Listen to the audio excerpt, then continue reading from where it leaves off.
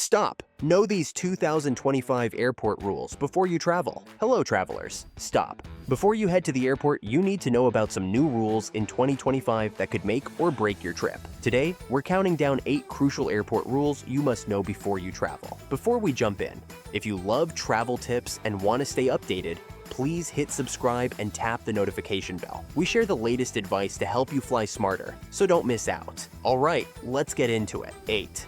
New international entry requirements. Traveling abroad? Make sure to check the latest entry rules for your destination. They've changed. For example, starting January 2025, US citizens traveling to the UK need an electronic travel authorization, ETA, before their trip. It's a quick online application, but if you don't have it, the airline can deny you boarding. Think of it as a digital visa light you must obtain in advance. Meanwhile, Europe is beefing up its border security. In late 2025, the European Union will launch a new Entry-Exit System, EES. This will require non-EU visitors, like Americans, to provide fingerprints and a photo at immigration. Basically, a high-tech check-in when you cross the border. It replaces passport stamping and helps track entries and exits. The EES might add a minute or two to the immigration process at first, but there's nothing you need to do ahead of time, except maybe practice your fingerprinting pose. Just be aware you'll have a quick scan when you arrive in Europe. Bottom line, if you're going overseas, double-check entry requirements well before your flight. Many countries are adding these digital hoops. Save yourself a nasty surprise at the airport by handling any e-visas, ETAs, or other paperwork before you travel. 7. Embrace digital IDs and facial recognition. Welcome to the future of airport security. Digital IDs and facial recognition are increasingly being used to streamline your journey. If you have a driver's license or state ID loaded on your phone, an Apple Wallet, or similar, you can now use it at over 250 airports to verify your identity at TSA checkpoints. Instead of handing over a physical ID, you just tap your phone at the TSA reader. It's convenient and contact-free. That said, you should still carry your physical ID as a backup. Not every airport or TSA lane has the new scanners yet, and you don't want to be caught without your real wallet. Airports and airlines are also rolling out facial recognition systems. You might encounter a camera at security or the boarding gate that scans your face to match it against your ID photo. Participation in these biometric scans is voluntary. You can always opt out and ask for the manual check instead, but if you try it, you might find it speeds things up. TSA has been testing a face scan system at checkpoints. They take your photo and match it to your ID automatically. And airlines like Delta have been using facial scans to let passengers board flights without fumbling for boarding passes. Don't worry, it's not as creepy as it sounds. It's just confirming your identity. This tech is becoming more common at major airports, and when it works smoothly, you'll feel like you're breezing through by simply showing your face. Pretty cool, right? 6. Take advantage of senior assistance programs. Let's be honest, air travel these days can feel like an extreme sport. Between juggling your ID, boarding pass, shoes, jacket, belt, and that just-in-case snack pouch, even the fittest traveler can feel overwhelmed. Now imagine tackling all that with a cane, hearing aids, or a replaced hip. Fortunately, the travel world hasn't forgotten about you. Seniors get access to some pretty helpful assistance programs, all for free. First up is the incredibly useful TSA Cares program. This hotline is tailor-made for travelers with disabilities, medical conditions, or mobility issues. Call them at least 72 hours before your flight, and they'll coordinate with airport security to help you through checkpoints, stress-free. We're talking more time, patient explanations, and someone who actually walks you through the process if needed. Airlines also step up here. If you're worried about long terminal walks or just want to save your knees for the actual vacation, request a wheelchair when booking your flight or call later to add it. An airline agent will wheel you right from check-in to your gate and often onto the plane. No charge, no fuss. At security, speak up about any medical devices like pacemakers, artificial joints, or oxygen tanks. TSA agents are trained to accommodate you with alternate screening options. Even seated screenings, if standing, is tough. And here's a pro tip. If you have medication in liquid form, insulin, eye drops, creams, it's allowed through security, even if it's more than 3.4 ounces. Just declare it up front. Bottom line, you're not an inconvenience. These services exist for you. All you need to do is ask. Consider it your first travel hack of the trip. Hey travelers, real quick before we get back to Rule 5, let's talk about something you didn't know you needed until your neck starts stiffening at 30,000 feet. Ever tried sleeping on a plane with those clunky headphones and a lopsided travel pillow? Yeah, it's not cute. That's why I'm obsessed with the Mobionix CloudNap ProBand, the ultimate Bluetooth sleep headband. It's soft, breathable, and actually lets you drift off with calming music or noise-canceling sounds without hurting your ears on a headrest. I'm not saying it works magic, but after 2 episodes of turbulence and a toddler kicking my seat, I still managed a nap. If you're a light sleeper or just want to block out crying babies and chatty roommates, this is the secret weapon. Bonus, I've got a discount for you. Use code FLYIN G10 at checkout for 10% off your order. Just go to mobionix.store and treat your ears to something they'll thank you for at 3 a.m. over the Atlantic. All right, now back to the rules you really can't afford to nap on. 5. Mind your manners. Unruly behavior equals big fines. Air travel, where the peanuts are salty, the seats are small, and the consequences for misbehavior are now massive. If you've ever been tempted to throw a tantrum at 35,000 feet because the Wi-Fi's out, or the baby behind you keeps kicking your seat, deep breath, count to 10. Because in 2025, bad behavior on planes isn't just annoying, it's expensive. The Federal Aviation Administration, FAA, has made it crystal clear they're not messing around. The maximum civil penalty for passengers who assault, threaten, or interfere with crew or fellow passengers, a whopping $37,000 per violation. Yep, per violation. That means if you scream at a flight attendant, refuse to follow instructions, and shove someone in the aisle, that could technically be 3 separate fines. Cha-ching, cha-ching, cha-ching. In 2024, the FAA investigated hundreds of cases of unruly behavior, and that's just in the first few months. The pandemic may be behind us, but apparently, some passengers left their manners behind too. Airlines and the FAA are doubling down in 2025 to ensure the skies stay friendly, or at least not volatile. And listen, it's not just physical outbursts. If a flight attendant asks you to stow your tray table or buckle your seatbelt and you refuse, that's interfering with a crew member. Angry about a delay? Don't yell about it at 30,000 feet. That frustration can cost you. You're welcome to file a complaint or write a snarky tweet once you land. But up in the air, the crew's word is law, period. Oh, and those funny airport jokes?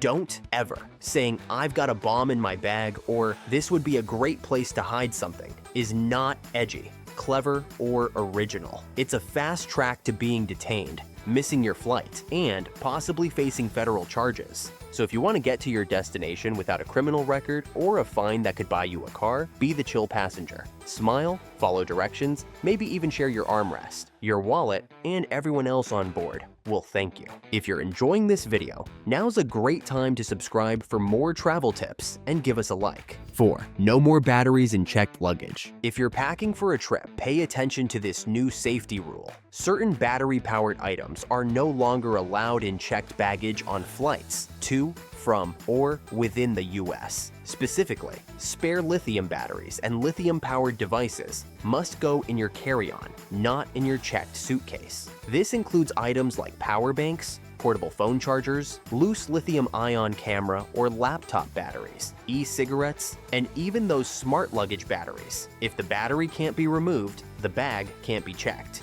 Basically, any lithium battery that isn't installed in a device cannot be packed in checked bags. Why the change? It's all about preventing fires. Lithium batteries, while generally safe, can overheat and catch fire in rare cases. And if that happens in the cargo hold, it's a big problem. By keeping these items in the cabin, crew can react immediately if a battery overheats or smokes. In the cabin, flight attendants have fire extinguishers and can address the situation.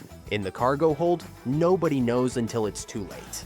This rule was informally advised for years, but now it's a strict TSA FAA policy. So, when packing, keep all spare batteries with you in carry-on. If you have a travel power bank, extra camera batteries, or a backup smartphone battery case, put them in your backpack or purse. Double-check drone or electric toothbrush batteries too. It's wise to cover the battery terminals with tape or individual plastic bags so they can't short-circuit. The good news is you'll also have access to your chargers and batteries during layovers when you might need them. It's a small packing adjustment that makes flying safer for everyone. 3. The liquids rule. 311 is still here. Bad news for your shampoo stash and grandma's fig jam. The TSA's legendary 311 rule is still alive and well in 2025. That means any liquids, gels, aerosols, creams, or pastes in your carry-on must be in containers of 3.4 ounces or less. And yes, all of them still have to fit in a single quart-sized clear plastic bag, zipped shut, like you're entering a secret club for tiny toiletries. Now, before you say, "But I heard the UK got rid of it," you're half right. A few international airports, most notably London Heathrow and Manchester, have begun phasing out liquid limits for passengers passing through lanes with new computed tomography (CT) scanners. These high-tech machines can scan bags in 3D, allowing liquids and electronics to stay inside. It's the future, and it's amazing. But here in the US, not quite yet. TSA officials say the 311 rule will remain in place until CT scanners are widely deployed at all major airports, and that's not expected to happen nationwide until 2026 or later. So for now, Americans are still living in the land of miniature lotions and bite-sized sunscreen. Here's the kicker. TSA's definition of liquid isn't just what you drink. If you can pour it, smear it, slather it, or squeeze it, it's a liquid. That includes peanut butter, yogurt, mascara, hair gel, salsa, hummus, pudding, and even snow globes. Yep, the watery kind with glitter inside. Every year, thousands of travelers lose cherished condiments, artisanal moisturizers, or TSA-offending Nutella jars. Don't be one of them. Tip: use travel-size containers. Buy tiny sample products, or simply check your bag. If it's not medically necessary or prescribed, it probably belongs in your luggage, not your backpack. Until that magical day arrives when scanners do all the work and TSA waves goodbye to liquid limits, stick to the 311 rule. It might be annoying, but it still beats holding up the line while agents debate whether your tzatziki qualifies as spreadable. 2. Keep your shoes on. Security just got easier. Here's a change that might just make you do a little airport happy dance with your shoes still on. That's right, the TSA has officially ditched the infamous shoes off rule at security checkpoints. As of mid-2025, US travelers can now breeze through airport screening without having to untie, slip off, or awkwardly shuffle barefoot across germ-laden tiles. The rule, which had been in place since 2001, after the attempted shoe bomb incident, is finally getting the boot. Pun fully intended. This isn't just about convenience. It's a real game changer for people who found the old rule especially frustrating, like seniors, people with mobility challenges, or anyone who's ever tried to wrestle off hiking boots while balancing a carry-on and a tray of electronics, while trying not to lose a sock. Just walk through fully shod, like the civilized traveler you were born to be. This upgrade in security convenience is thanks in large part to new checkpoint technology. Many airports have now installed cutting-edge computed tomography, CT, scanners. These babies provide TSA agents with 3D X-ray images of your bag's contents, which means that in most cases, you don't need to remove laptops, tablets, or even those pesky travel-size liquids anymore. The rollout is still in progress.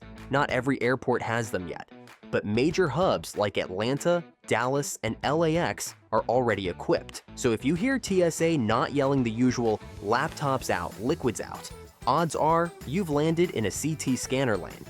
Congratulations, you've leveled up in air travel. Just keep in mind, coats and jackets may still need to come off, and bulky electronics like CPAP machines or gaming consoles might still need their moment on the tray. But overall, flying in 2025 means a whole lot less undressing in public. Shoes stay on, spirits stay high, and that security line just got a whole lot friendlier. 1. Real ID now required for US flights. And finally, the #1 rule you need to know. Real ID enforcement is in effect. As of May 7th, 2025, every air traveler 18 or older needs a Real ID compliant driver's license, or ID, to fly domestically in the United States, unless you use a passport or another TSA acceptable form of ID. In simple terms, if you plan to use your state-issued ID at the airport, check for the little star or flag on it that marks it as a Real ID. If it doesn't have one, your ID will not be accepted at security. After years of delays, this rule is finally being enforced. TSA officers are now looking for that Real ID marking. What if you show up without one? For now, TSA may still let you through after additional screening. They might ask you extra questions to verify your identity, for example. But that process will be time-consuming and stressful, and there's no guarantee you'll make your flight. Don't risk it. The good news is, most people are ready. As of the deadline, about 81% of Americans had a compliant ID or were using a passport. If you're in the remaining group, don't procrastinate. Go get your Real ID at the DMV. You'll need to bring certain documents like proof of identity and residence, or plan on using your passport for domestic flights. Also, make sure any ID you use is not expired on the day of travel. Remember, Real ID rules apply to domestic air travel and entering federal facilities, like military bases. You don't need a Real ID to drive, vote, or anything like that. It's purely about security at airports and federal buildings. But if you do plan to fly within the US, it's now a must-have. So check your wallet today. It's better to find out at home that you need to update your license than when you're in the TSA line with a plane to catch. Those are the 8 big airport rules for 2025. If you found this video helpful and maybe a little fun, please subscribe to our channel and hit the like button. Share these tips with your fellow travelers, especially anyone who hasn't flown in a while. Thanks so much for watching. We wish you safe, smooth travels and plenty of adventures ahead. Happy flying, and see you in the next video.